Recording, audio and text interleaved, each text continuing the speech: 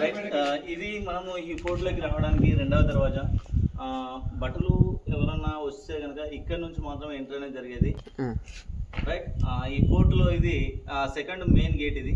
Right, దీంట్లోకి మన బట్టలు ఎవరు వచ్చినా కూడా దీని నుంచే రావాలి. రాజులు వస్తే మాత్రమే ఈ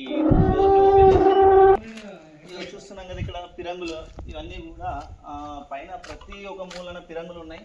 ఇవి ఇక్కడ ఎమర్జెన్సీ ఎవరైనా అటాక్ చేస్తే ఇక్కడ నుంచి చేయడానికి ఈ ఫోర్ట్లో పిరంగులు అనేది నిర్మించడం జరిగింది. రైట్, ఈ విధంగా మనకు ఫోర్ట్ అయితే ఎక్కుతుండే, అంటే ఎక్కే క్రమంలో ఏంటంటే ఉడుము పట్టు అనేది పడుతుండే. ఆ ఉడుముని పైనకి లాగేసి దాన్ని పట్టుకొని పైనకి ఎక్కేవాళ్ళు. బట్ ఇప్పుడైతే నాకు ఎక్కస్తలేదు, ఎందుకంటే మొత్తం కూడా స్లిప్ అవుతుంది కాబట్టి ఉడుములు లేవు.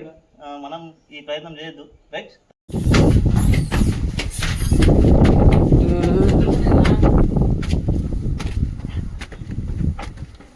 This fort is called. Yes. House of Fort. ఎక్కడ? ఫోర్ట్ రావడం జరిగింది. దత్తూర్ డిస్ట్రిక్ట్, మహారాష్ట్ర స్ట్రేట్. మొత్తం 35 ఎకరాల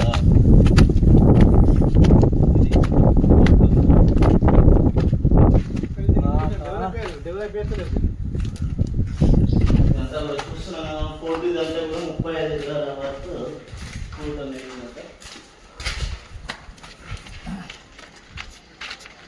చూడొచ్చు. ఇదంతా కూడా మనం ఇప్పుడు ఇందాక అక్కడ నుంచి ఎంట్రీ అవ్వడం జరిగింది. అండ్ దానిలో నుంచి ఇలా వచ్చేసి ఇక్కడ పిరంగులు కూడా ఉన్నాయి చూడండి.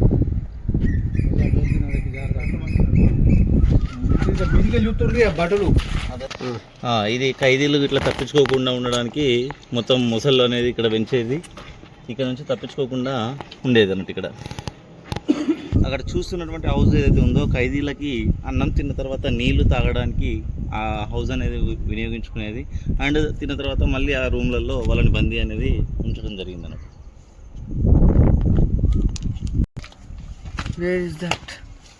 ఇది అప్పట్లో ఫిరంగి అనేది ఉపయోగించడం జరిగింది. దీంతోనే యుద్ధం అనేది చేసేది. శత్రువులు ఉన్నారు, శత్రువుల్ని ఇక్కడ నుంచి ఈ ఫిరంగిని యూజ్ చేసి వాళ్ళపైన కాల్పులు అనేది జరిపేది అన్నట్టు. ఇక్కడ చూస్తున్నటువంటి వ్యూ ఏదైతే ఉందో బట్టలందరూ కూడా అక్కడ నుంచి ఎవరైతే శత్రువులు దాడి చేస్తున్నారో ఇక్కడ నుంచి చూసి రాజులకి ఇంటిమేషన్ అనేది ఇవ్వడం జరుగుతుంది. ఇక్కడ నుంచి చూడండి వ్యూ ఎంత అద్భుతంగా ఉంది చూడండి. ఈ కోటకి ఇరువైపులా ఏంటి అని అంటే సెక్యూరిటీ కెపాసిటీ పర్పస్ ఉండడం జరిగింది. అండ్ ప్రతి ఒక్క సెక్యూరిటీ స్పేస్లో పిరంగులు అనేది పెట్టడం జరిగింది. ఎక్కడి నుంచి ఎలాంటి శత్రువులు వచ్చినా అటాక్ చేయడానికి ఇక్కడ పిరంగులు అయితే మనం చూడొచ్చు. చాలా అద్భుతంగా ఉంది ఈ లొకేషన్ అయితే. ఎవరైనా రావాలంటే మాత్రం ఖచ్చితంగా వచ్చి విజిట్ చేయొచ్చు. చూడండి ఇదంతా కూడా 35 ఎకరాల ఫోర్ట్. రైట్, గుర్రాలకి కానీ ఏనుగులకు కానీ ఈ బావి నుంచే వాటర్ని సప్లై చేసి తాగిపించేది. కాబట్టి ఇక్కడ నుంచే ఇక్కడ ఉన్నటువంటి ప్రజలందరూ కూడా వాటర్ అనేది ఇక్కడ చూస్తున్నాం కదా, అది ఒక స్విమ్మింగ్ పూల్. ఇంతకుముందు రాణులు ఇక్కడ స్విమ్మింగ్ అనేది చేసేది.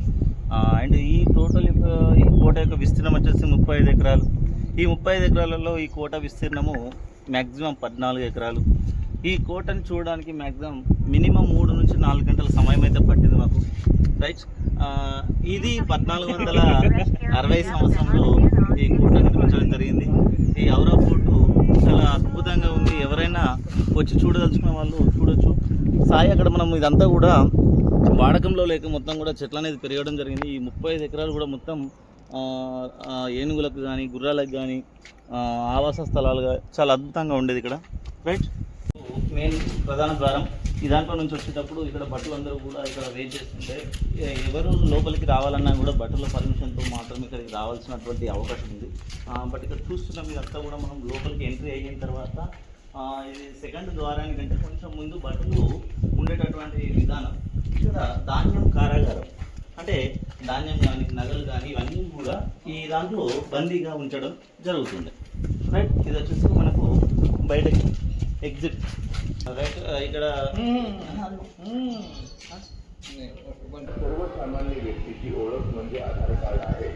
ఔరా ఫోర్ట్ చూసి ఎగ్జిట్ అవుతున్నాం కదా. ఫస్ట్ గేటు అక్కడ మాట్లాడడానికి అక్కడ గైడ్ పర్మిషన్ ఇవ్వలేదు.